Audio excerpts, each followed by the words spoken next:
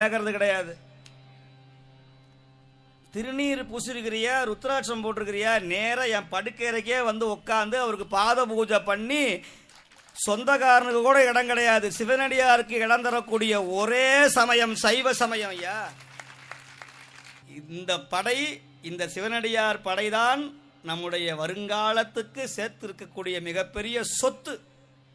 அதனால் சைவ உலகம் நம்முடைய இவர்களை போன்ற புண்ணிய ஆத்மாக்களை, இவர்களை போன்ற அடிகளார் பெருமக்களை தயவு செய்து நீங்கள் கைவிட்டு விடக்கூடாது. சித்தம் அழகியார் பாடாரோ நம் சிவனை, இத்தனையும் வேண்டும்.